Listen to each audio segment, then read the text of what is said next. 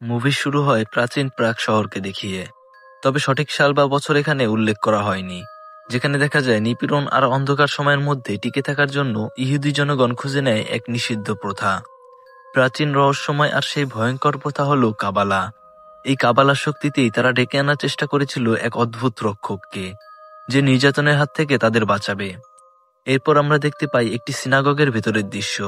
অন্ধকার রাত, ভৌতিক পরিবেশ, আর চারপাশে ছড়িয়ে ছিটিয়ে রয়েছে শুধুই মৃতদেহ। স্পষ্টই বোঝা যাচ্ছে এখানে কোনো ভয়ঙ্কর রিচুয়াল মারাত্মকভাবে ব্যর্থ হয়েছে। এরপর আমরা দেখি একজন রাব্বি ভীত সন্ত্রস্ত অবস্থায় সিনাগগের ভেতরে প্রবেশ করে। চারপাশে অন্ধকার, আর ছায়ার মধ্যে দাঁড়িয়ে আছে এক বিশাল ভয়ঙ্কর প্রাণী গোলেম। রাব্বি চেষ্টা করে তাকে শান্ত করতে, কিন্তু ঠিক তখনই একটি অল্প বয়সী মেয়ে নিঃশব্দে ভিতরে প্রবেশ করে। তার হাতে একটি কাচের টুকরো, আর ধীরে ধীরে সে এগিয়ে আসে গোলেমের দিকে।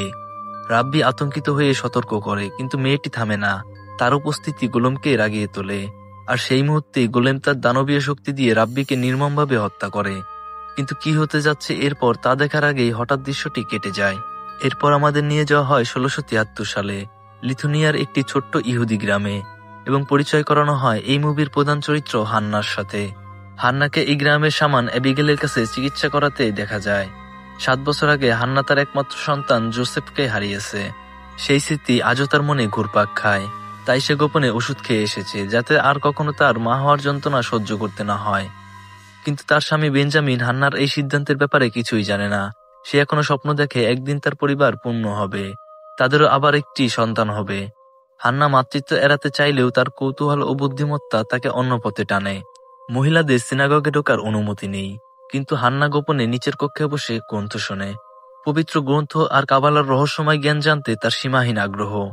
এই যাত্রায় পাশে থাকে রাব্বির ছেলে বেঞ্জামিন, যে তার জন্য ধর্মীয় বই নিয়ে আসে এবং সিনাগগে ঢোকার জন্য গোপন পথ দেখিয়ে দেয়। তারা দুজনেই জানে এসব কিছু গ্রামের লোকদের থেকে লুকিয়ে রাখা ছাড়া আর কোনো উপায় নেই। হান্নার কৌতূহল আর বেঞ্জামিনের সাহস একসঙ্গে মিলে তৈরি করে এক বিপজ্জনক রহস্যের শুরু। বেঞ্জামিনের বাবা মনে করেন এখন এগিয়ে যাওয়ার সময়। জোসেফের মৃত্যু হয়েছে 7 বছর আগে, তাই তিনি চান বেঞ্জামিন অন্য কাউকে বিয়ে করুক, যে তাকে সন্তান দিতে পারবে। কিন্তু বেঞ্জামিন এখানে সরাসরি না করে। সে এখনো হান্নাকেই ভালোবাসে, আর তাকে ছাড়তে একদমই রাজি না। বেঞ্জামিন যদিও সবার সামনে নিজেকে লুকিয়ে রাখে, তবুও বেঞ্জামিনের শিশুদের প্রতি ভালোবাসা স্পষ্ট। সে বাচ্চাদের হাসায়, বেহেলা বাজায়, আর তাদের সঙ্গে সময় কাটায়। মনের দিক থেকে সে একজন বাবা, যদিও তার নিজের কোনো সন্তান নেই। এরপর হান্নার অনুরোধে বেঞ্জামিন গোপনে তাকে এনে দেয় একটি নিষিদ্ধ কাবালার বই। এতে আছে প্রাচীন কালো জাদুর শিক্ষা, যেগুলো পড়লেই মনের ভেতর ভয় জেগে ওঠে। বেঞ্জামিন তাকে সতর্ক করে বলে কাবালা বিপজ্জনক, এটি তোমার জীবনও কেড়ে নিতে পারে। কিন্তু হান্না তা শোনে না। তার মন ইতিমধ্যেই স্থির, সে এই নিষিদ্ধ শক্তির রহস্য সম্পর্কে জানতে চায়। পরে আমরা দেখি হান্না তার ছোট বোন রেবেকার সঙ্গে, যার বিয়ে কয়েকদিনের মধ্যেই। তারা একটি ঝিলের মধ্যে গোসল করছিল। হঠাৎ তারা দেখতে পায় পাশের গ্রামের এক লোক তাদের দিকে ভয়ঙ্করভাবে তাকিয়ে আছে। হান্নার গ্রামটা ছিল বিচ্ছিন্ন, আর আশেপাশের খ্রিস্টান গ্রামগুলোতে ছড়িয়ে পড়েছে মরণঘাতী প্লেগ রোগ। কিন্তু হান্নাদের গ্রামে এখনো এই রোগ ছড়ায়নি, এবং এই রহস্যে আশেপাশের মানুষের নজর আসতে শুরু করে। অবশেষে আসে রেবেকার বিয়ের দিন। পুরো গ্রাম উৎসবে মেতে ওঠে, কিন্তু সেই আনন্দ বেশিক্ষণ স্থায়ী হয় না। হঠাৎ একদল অপরিচিত লোক তাদের গ্রামে ঢুকে পড়ে। তারা আসে প্লেগে জর্জরিত একটি খ্রিস্টান গ্রাম থেকে। তাদের নেতা ভ্লাদিমির সঙ্গে আনে তার মৃতপ্রায় কন্যাকে। ভ্লাদিমির রাগে ফেটে পড়ে এবং তাদের বিরুদ্ধে অভিযোগ তুলে বলে ইহুদিরা নিজেদের বাঁচাতে কালো জাদু ব্যবহার করছে, আর আমাদের গ্রামগুলোকে অভিশাপ দিচ্ছে। সে প্লেগ ছড়ানোর পুরো দায় তাদের উপরে চাপিয়ে দেয়। কিন্তু রাব্বি তাকে শান্তভাবে জানায় এইসবের পিছনে আমাদের কোনো সম্পর্ক নেই। কিন্তু ভ্লাদিমির এখানে কথা বলতে আসেনি, সে প্রতিশোধ নিতে চায়। সে ঘোষণা করে যে তার মেয়ে সুস্থ না হলে গ্রামের কাউকে সে বাঁচতে দিবে না। রেবেকা যখন তাকে চলে যাওয়ার জন্য বলে, তখন তার একজন লোক তার পেটে ঘুষি মেরে তাকে মাটিতে ফেলে দেয়। সেই মুহূর্তে অ্যাবিগেল এগিয়ে আসে, ভ্লাদিমিরের মেয়েকে বাঁচানোর প্রস্তাব দেয়। কিছুক্ষণ ভেবে ভ্লাদিমির রাজি হয়, কিন্তু এক কঠিন শর্তে। সে স্পষ্ট জানিয়ে দেয় মেয়ে যদি বেঁচে যায় সবাই মুক্তি পাবে, কিন্তু মেয়ে মারা গেলে পুরো গ্রাম ধ্বংস হবে। এক মুহূর্তে গ্রাম পরিণত হয় ভয়ের কারাগারে। পরের সকালে সিনাগগ ভরে উঠেছে আতঙ্কিত গ্রামবাসীতে। এখানে রাব্বি শান্ত কণ্ঠে সবাইকে প্রার্থনার আহ্বান জানান।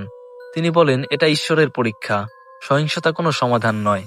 কিন্তু হান্না আর চুপ থাকতে পারে না। সে উঠে দাঁড়ায় এবং বলে, শুধু প্রার্থনা করে আমরা বাঁচব না, আমাদের দরকার পদক্ষেপ, দরকার প্রাচীন শক্তি।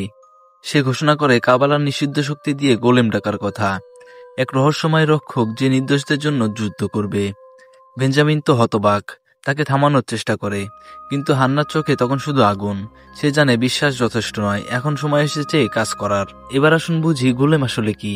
ইহুদি লোককাহিনীতে গোলেম হলো কাদা বা মাটির তৈরি প্রাণী, যা প্রার্থনা ও পবিত্র শব্দের মাধ্যমে জীবন্ত করা হয়। যুদ্ধ, নিপীড়ন বা প্লেগের সময় এটি তৈরি হতো ইহুদি জনগণকে রক্ষা করার জন্য। গোলেম শক্তিশালী, অনুগত, কিন্তু বিপজ্জনক। যদি এর স্রষ্টা এর উপর থেকে নিয়ন্ত্রণ হারায়, তবে এটি তার নিজের লোকদেরও আক্রমণ করতে পারে। শুরুর দৃশ্যে যে গোলেম একজন রাব্বিকে হত্যা করেছিল, সেটা ছিল আগের ব্যর্থ প্রচেষ্টার উদাহরণ। এখন হান্নাও সেই একই বিপজ্জনক পথে হাঁটছে। হান্নার গোলেম তৈরির পরিকল্পনা সবাইকে হতবাক করে। রাব্বি প্রশ্ন করে, তুমি কিভাবে গোলেমের ব্যাপারে জানো, আর কে এতে জীবন দেবে? হান্না সাহস করে বলে, আমি জীবন দিব। রাব্বি উপহাস করে। সে বলে, তুমি আমার ছেলেকে সন্তান দিতে পারোনি, আর এখন তুমি ভাবছো তুমি গোলেমকে জীবন দিতে পারবে। বেঞ্জামিন হতাশ হয়ে চুপচাপ হান্নাকে বাড়ি যেতে বলে। বাড়ি ফিরে হান্না জানতে পারে রেবেকা আক্রমণের কারণে তার সন্তান হারিয়েছে। এবার সে গ্রামের সবাইকে রক্ষা করার জন্য মনস্থির করে। সে সিনাগগে ঢুকে প্রাচীন বইগুলো নিয়ে আসে, পবিত্র হিব্রু শব্দ উচ্চারণ করে মাটির মূর্তির মুখে একটি পুস্তক রাখে।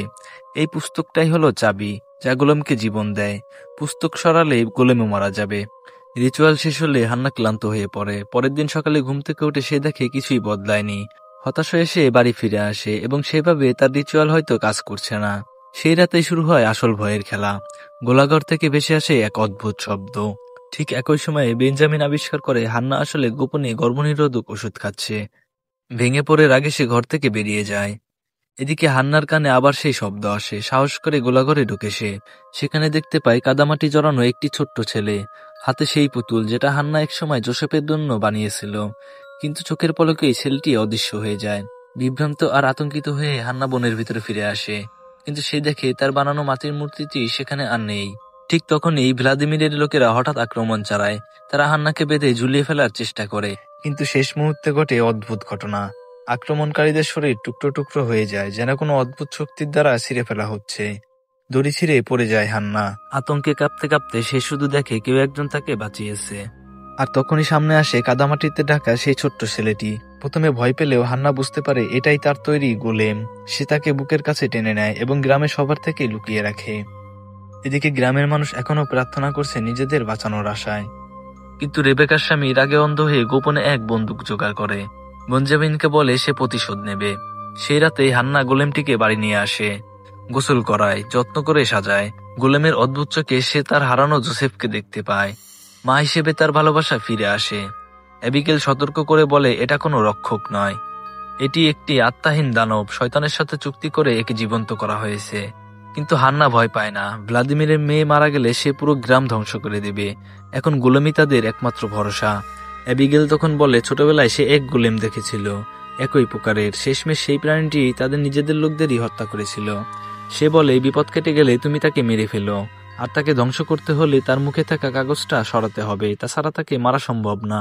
হান্না পরীক্ষার জন্য গোলেমকে পানিতে ডুবিয়ে দেখে, কিন্তু গোলেম বেঁচে যায়। অ্যাবিগেলের সতর্কবাণী সত্যি ছিল। এই প্রাণীকে নিয়ে হতে চলেছে অসম্ভব ভয়ানক পরিণতি। এরপর একদিন হান্না দেখে বেঞ্জামিন পাশের বাড়ির এক মহিলার সাথে হাসি আড্ডায় ব্যস্ত। মুহূর্তে তার ভেতরে হিংসা আর রাগের ঝড় বয়ে যায়, আর গোলেমও তখন সেই রাগ টের পায়। পরে সেলাই করতে গিয়ে হান্নার আঙুলে সুই বিঁধে। এতে গোলেমও ব্যথায় কেঁপে ওঠে, আর তখনই সে জানতে পারে তারা শারীরিক ও মানসিকভাবে সংযুক্ত। কিন্তু ভোরে হান্না আবিষ্কার করে প্রতিবেশী মহিলার বিকৃত দেহ। সে জানে এটা গোলেমের কাজ, যদিও গ্রামবাসীরা ভেবেছিল এটা ভ্লাদিমিরের লোকেদের কাজ। পরিস্থিতি গরম হয়ে ওঠে। বেঞ্জামিন গ্রামবাসীদের নেতৃত্ব দিয়ে ভ্লাদিমিরের দলের মুখোমুখি হয়। সংঘর্ষ শুরু হয়, আর সেই যুদ্ধে নিহত হয় রেবেকার স্বামী। বেঞ্জামিনও প্রায় মরতে বসেছিল, তখনই হাজির হয় গোলেম। ভয়ঙ্কর শক্তিতে সে আক্রমণকারীর মাথা গুড়িয়ে দেয়। ভ্লাদিমির গোলেমকে গুলি করে, কিন্তু গোলেমকে থামানো যায় না। সে ভ্লাদিমিরকে মেরে ফেলার প্রস্তুতি নেয়। ঠিক তখনই ভ্লাদিমিরের মেয়ে সামনে এসে দাঁড়ায়। এসব কিছু দেখে গ্রামবাসীরা হতবাক। তাদের চোখে গোলেম এখন ত্রাণকর্তা। সেই রাতে অবশেষে বেঞ্জামিন বাড়ি ফিরে হান্নার কাছে ক্ষমা চায়। হান্না তাকে ক্ষমা করলেও গোলেম ক্ষমা করে না। যখন তারা একসাথে সময় কাটাচ্ছিল, হঠাৎ গোলেম নিজের পায়ে আঘাত করে, আর সেই ব্যথা অনুভব করে হান্নাও। হান্না কিছুই বুঝে উঠতে পারছিল না। বেঞ্জামিন গোলেমের জন্য নরম সুর বাজায়, তারপর প্রাণীটি শান্ত হয়। সেই মুহূর্তে বহুদিন পর হান্না আর বেঞ্জামিন আবার একে অপরকে কাছাকাছি পায়, কিন্তু এই শান্তি বেশিক্ষণ টেকে না। সেই রাতে অ্যাবিগেল লুকিয়ে আসে গোলেমকে হত্যা করতে। কিন্তু উল্টো প্রাণীটি নির্মমভাবে তাকেই মেরে ফেলে। বিষয়টা জানার পর বেঞ্জামিন প্রচন্ড ভয় পায়। সে বুঝতে পারে এটা কোনো রক্ষক নয়, এক ভয়ঙ্কর বিপদ। সে হান্নাকে পালাতে অনুরোধ করে, কিন্তু হান্না তার গোলেমকে ছেড়ে যায় না। শেষ পর্যন্ত আর কোনো উপায় না দেখে বেঞ্জামিন বাবার কাছে চলে যায়। তারা ঠিক করে সিনাগগের ভেতরে একটি বিশেষ অনুষ্ঠানের মাধ্যমে প্রাণীটিকে ধ্বংস করবে। বেহেলা বাজাতে বাজাতে বেঞ্জামিন গোলেমকে আকৃষ্ট করে সিনাগগে নিয়ে যায়। ভেতরে গ্রামবাসীরা শুরু করে সেই ভয়ঙ্কর রীতি, কিন্তু গোলেমের ব্যথার সঙ্গে সঙ্গে হান্নাও কষ্ট পায়। প্রিয় সৃষ্টিকে কষ্ট দিতে না পেরে হান্না দৌড়ে এসে তাকে বাঁচাতে, কিন্তু ততক্ষণে সিনাগগের দরজা ভেতর থেকে বন্ধ হয়ে গেছে। ঠিক একই সময়ে ভ্লাদিমিরের মেয়ে মারা যায়। মুহূর্তেই তার সব আশা শেষ হয়ে যায়। রাগে সে প্রতিশোধের জন্য এগিয়ে আসে গ্রামের দিকে, আর শুরু হয় ভয়াবহ আগুন, মৃত্যু আর ধ্বংসের খেলা। বাইরে হান্নার উপর ঝাঁপিয়ে পড়ে ভ্লাদিমির, কিন্তু গোলেম তার যন্ত্রণা টের পেয়ে মুহূর্তেই রেগে ফুঁসে ওঠে। সিনাগগের ভেতরে আটকে থাকা গ্রামবাসীদের উপরে ঝাঁপিয়ে পড়ে। সে সবাইকে হত্যা করে, শুধু বেঞ্জামিন বেঁচে পালাতে সক্ষম হয়। ঠিক সেই মুহূর্তেই গোলেম এসে পৌঁছায় ভ্লাদিমিরের কাছে। হান্নাকে বাঁচাতে গোলেম ঝাঁপিয়ে পড়ে ভ্লাদিমিরের উপর, আর এক মুহূর্তেই ভ্লাদিমিরের বুক চিরে বের করে ফেলে তার হৃদয়। সঙ্গে সঙ্গে শেষ হয়ে যায় ভ্লাদিমিরের জীবন। এরপর একে একে ভ্লাদিমিরের বাকি লোকদেরও নির্মমভাবে হত্যা করে গোলেম। শেষ পর্যন্ত গ্রামে মৃত্যু আর ধ্বংস এতটাই ছড়িয়ে পড়ে যে সেখানে আর অবশিষ্ট কিছুই থাকে না। হান্না যখন জ্ঞান ফিরে পায়, গোলেম ধীরে ধীরে তার কাছে আসে, কিন্তু বেঞ্জামিন তাকে মনে করিয়ে দেয় এটি তাদের ছেলে জোসেফ নয়। হান্না বুঝতে পারে শোক আর কালো জাদু থেকে জন্ম নেওয়া এই প্রাণীটি খুবই বিপজ্জনক। তবু তার চোখে গোলেমটা তার হারানো সন্তান জোসেফের মতো মনে হয়। হান্না তাকে কাছে নিয়ে ফিসফিস করে বলে, আমি সবসময় তোমাকে ভালোবাসবো, কিন্তু এখন তোমার বিশ্রাম নেওয়ার সময়। তারপর সে গোলেমকে চুমু খেয়ে কাগজটি মুখ থেকে সরিয়ে দেয়, আর সাথে সাথে গোলেমের দেহ ধুলো ও মাটিতে মিলিয়ে যায়।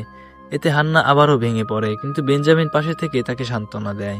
মুভি শেষে দেখানো হয় সেই রহস্যময় কালো জাদুর বই কাবালা, যা এক সময় গোলেমকে জীবন্ত করেছিল। সেটা এখন ছোট্ট এক মেয়ের হাতে। মেয়েটি শান্তভাবে বইটি ধরে আছে, যার মাকে সেই ভয়ঙ্কর প্রাণীটি হত্যা করেছিল। মুভিটি এখানেই শেষ, কিন্তু কাবালা ছায়া এখনো নতুন রহস্যের ইঙ্গিত দেয়। তো বন্ধুরা, আশা করছি এই মুভি এক্সপ্লেনটি তোমাদের ভালো লেগেছে। ভিডিওটি ভালো লেগে থাকলে ভিডিওটিতে লাইক করো। এরকম আরো ভিডিও পেতে চ্যানেলটি সাবস্ক্রাইব করো। পরবর্তীতে তোমাদের জন্য আরো নতুন নতুন মুভি এক্সপ্লেন নিয়ে আসবো। ততক্ষণ পর্যন্ত সবাই খুশি থাকো এবং নিজের যত্ন নিও। ভিডিওটি শেষ পর্যন্ত দেখার জন্য সবাইকে ধন্যবাদ।